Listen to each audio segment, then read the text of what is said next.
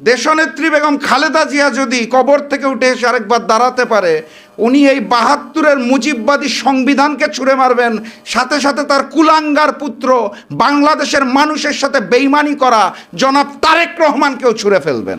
মন্ত্রীর বাসভবনের নিচে বাংকার তৈরি করার পরিকল্পনা করা হচ্ছে, সুড়ঙ্গ তৈরি করার পরিকল্পনা করা হচ্ছে। এখন এই সুড়ঙ্গর শেষ মাথাটা কোথায় যাবে?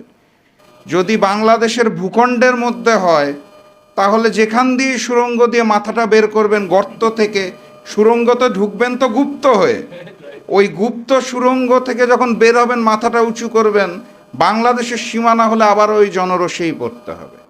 আর যদি এখন সুড়ঙ্গের মুখ যে দিল্লি বা শিলংয়ে পৌঁছায়, তাহলে কি হবে বলতে পারছি না, সেটা আপনাদের কিসমত ভবিষ্যতে বলে। জুলাই গণ অভ্যুত্থান আমাদের একটা শিক্ষা দিয়েছে নিজেদের ভিতরে, প্রত্যেকটা মানুষের।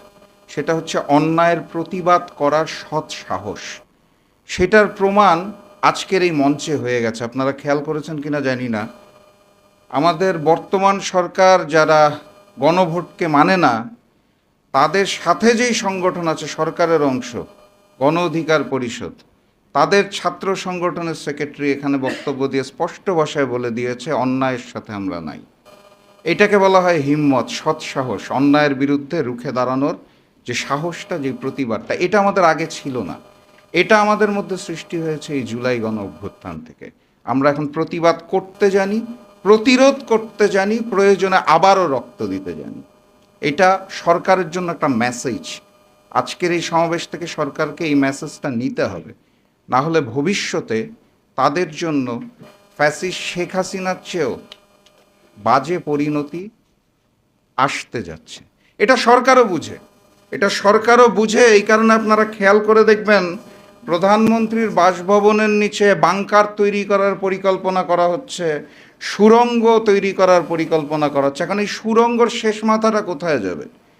যদি বাংলাদেশের ভূখণ্ডের মধ্যে হয়, তাহলে যেখান দিয়ে সুড়ঙ্গ দিয়ে মাথাটা বের করবেন গর্ত থেকে, সুড়ঙ্গতে ঢুকবেন তো গুপ্ত হয়ে, ওই গুপ্ত সুড়ঙ্গ থেকে যখন বের হবেন মাথাটা উঁচু করবেন, বাংলাদেশের সীমানা হলে আবার ওই জনরসেই পড়তে হবে।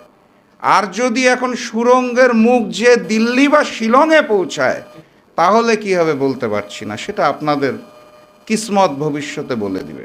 সংগ্রামী সাথী এবং বন্ধুগণ, বক্তব্য দেওয়ার কিছু নাই। গণভোটকে এই সরকার মানতে চায় না, এটা আমরা সবাই বুঝে গেছি। ৭০ ভাগ মানুষ যেই গণভোটে হার পক্ষে বক্তব্য রেখেছে, প্রস্তাবনা দিয়েছে, সমর্থন দিয়েছে, ভালোবাসা জানিয়েছে, ভোটও দিয়েছে, সেই ৭০ ভাগকে এই মুহূর্তে বিএনপি সরকার মানতে চাইছে না, জনাব তারেক রহমান মানতে চাইছে না। আমি নির্বাচনী প্রচারণার সময় বক্তব্যে বারবার বলতাম লন্ডন থেকে এক মুফতি এসেছে। এটা নিয়ে সবাই আমাকে প্রশ্ন করতো কেন। আমি বলতাম লন্ডন থেকে আসার পর উনি ইসলামের ইতিহাস বিকৃত করা শুরু করেছে, ওনাকে আমি কী নামে ডাকবো, এই কারণে বলি লন্ডনের মুফতি। তারপর দেখলাম উনি আসলে ইসলামের ইতিহাস না, উনি বাংলাদেশের ইতিহাসই পাল্টে দিচ্ছেন। ভূখণ্ডের আমের জায়গায় কাঁঠাল উৎপাদন সৃষ্টি করেছেন, রংপুরের জায়গায় বগুড়া বসায় দিচ্ছেন, এইভাবে করে উনি বাংলাদেশের ইতিহাসও পাল্টে দেওয়া শুরু করলেন। গতকালকে দেখলাম ইসলামের ইতিহাস, বাংলাদেশের ইতিহাস দরকার নাই, জনাব তারেক রহমান নিজের দলের ইতিহাসই তো জানে না। যেই ব্যক্তি নিজের দলের ইতিহাসই জানে না, নিজের দলের নেতাকর্মীকেই জানে না, উনি বাংলাদেশকে কিভাবে জানবে আর বাংলাদেশকে কিভাবে চালাবে, এটা এখন আমাদের প্রশ্ন। অতএব ওই যে উনি ৩ বছর আগে ইন্তেকাল করা মজলুম জননেতা মৌলানা আব্দুল হামিদ খান ভাসানীকে ৭৯ সালে এসে আবার কবর থেকে জীবিত করে দিতে পারেন যিনি, আমার মনে হয় ওনার চেষ্টা করা উচিত দেশনেত্রী বেগম খালেদা জিয়াকে জীবিত করা যায় কিনা। কারণ আমি নিশ্চিত দেশনেত্রী বেগম খালেদা জিয়া যদি কবর থেকে উঠে এসে আরেকবার দাঁড়াতে পারে, উনি এই ৭২-এর মুজিববাদী সংবিধানকে ছুঁড়ে মারবেন, সাথে সাথে তার কুলাঙ্গার পুত্র বাংলাদেশের মানুষের সাথে বেইমানি করা জনাব তারেক রহমানকেও ছুঁড়ে ফেলবেন। এটা আমি বিশ্বাস করি। আমি আবেদন জানাতে চাই বাংলাদেশের জনগণকে, আজকের যে আলোচনার বিষয়বস্তু করণীয়টা হচ্ছে নতুন গণ অভ্যুত্থান আসতে যাচ্ছে, তার জন্য প্রস্তুতি নিতে হবে। এইটা হচ্ছে আমাদের এখন করণীয়। কারণ দিল্লির পরিকল্পনায় শিলং থেকে ট্রেনিং প্রাপ্ত বাংলাদেশের প্রক্সি প্রধানমন্ত্রী সালাউদ্দিন সাহেবের নির্দেশনায় নতুন বাংলাদেশ চলবে না। কথাবার্তা পরিষ্কার, প্রস্তুতি গ্রহণ করুন। দেখা হবে নতুন গণ অভ্যুত্থানে, দেখা হবে নতুন বিজয়ে। বিজয়ের পথে যাত্রা শুরু, জীবন অথবা মৃত্যু। আসসালামু আলাইকুম। কথাগুলো কিংবা সেম টিউনে কথা কিন্তু আমরা শেখ হাসিনার মুখ থেকে 2010 সাল 11 সাল যখন তত্ত্বাবধায়ক সরকার ছিল, বিএনপি যখন রাজপথে ছিল, যখন গুম খুন মানে তখনও শুরু হয়নি, সেই সময়টাতে কিন্তু আমরা দেখতে পেয়েছিলাম। কিন্তু যেই সংবিধানকে রক্ষা করার জন্য শেখ হাসিনা এত চেষ্টা করেছিল, রাজনৈতিক দলগুলোকে দমন নিপীড়ন, রাজনৈতিক দলগুলোকে ভাঙা কিংবা তাদের সাথে লিয়াজে অনেক কিছু করার চেষ্টা করেছিল, কিন্তু শেষ পর্যন্ত কিন্তু শেখ হাসিনা রক্ষা হয়নি। একটা কথা খুব গুরুত্বপূর্ণ, সেটা হচ্ছে বর্তমান হয়তো বিএনপি ভাবছে যে আমাদের সাথে তো রাজনৈতিক দলগুলোর একটা সুসম্পর্ক আছে, আমরা জামাতের সাথে সুসম্পর্ক আছে, এনসিপির সাথে সুসম্পর্ক আছে।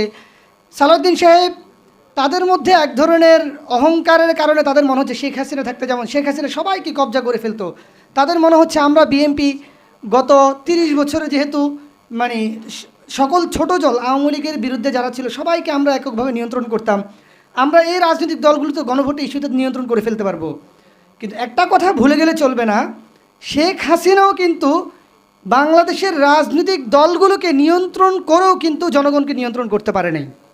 আমরা দেখেছিলাম 2014 সালে যে আন্দোলন হয়েছিল, 13 সালে হেফাজতের যে আন্দোলন হয়েছে, সেখানে কিন্তু কোনো রাজনৈতিক দলগুলোর সাপোর্ট লাগে নেই, রাজনৈতিক দলগুলো সে কিন্তু সামনে আসেই নেই। এবং 2018 সালের যে কোটা সংস্কার আন্দোলন, সেই কোটা সংস্কার আন্দোলনেও কিন্তু রাজনৈতিক দলগুলো লাগে নেই। এবং আমরা সর্বশেষ দেখলাম 24 সালে যখন সকল রাজনৈতিক দলগুলো হতাশ হয়ে গেল, সকল সিভিল সোসাইটি সবাই হতাশ হয়ে গেল, কেউ কেউ আঘাত করে ফেললো, সেই সময়টা কিন্তু জনগণ কিন্তু তার রায় দিয়ে জনগণ কিন্তু তার কাজটা করে দেখিয়ে দিয়েছে। একটা কথা সুস্পষ্ট, সেটা হচ্ছে রাজনৈতিক দলগুলো, আমরা যারা রাজনীতি করি, আমরা যাই করি, জনগণ কিন্তু বোকা না। বিএনপির নেতারা তারা বিভিন্ন জায়গায় গণভোটের বিরুদ্ধে কিন্তু তারা ক্যাম্পেইন করেছে, কিন্তু জনগণ কিন্তু সর্বশেষ কিন্তু গণভোটে কিন্তু রায় দিয়েই দিয়েছে। যেই জনগণ এই গণভোটে রায় দিয়েছে, সেই জনগণই কিন্তু এই গণভোটের যে আকাঙ্ক্ষা কিংবা এই গণভোটের বাস্তবায়ন করার জন্য কিন্তু এই জনগণ কিন্তু আবার রাজপথে নেমে আসবে। এই জনগণের যে সংবিধান, আমরা যে জন্য বারবার বলে আসছিলাম, নাগরিক পার্টি থেকে আমরা শুরু থেকেই বলে আসছিলাম যে এই সংবিধানের বাইরে নতুন একটি সংবিধান আমাদের লাগবে। কারণ হচ্ছে আমরা দেখেছি গত 50 বছরে এই সংবিধানের মাধ্যমে বারবার জনগণের যা ইচ্ছা আকাঙ্ক্ষা, যে অভিপ্রায়, এই অভিপ্রায়কে অবমূল্যায়ন করা হয়েছিল। যেজন্য নতুন বাংলাদেশে নতুন করে যদি আমাদের পথ চলতে হয়, নতুনভাবে চিন্তা করতে হবে, নতুন সংবিধান লাগবে।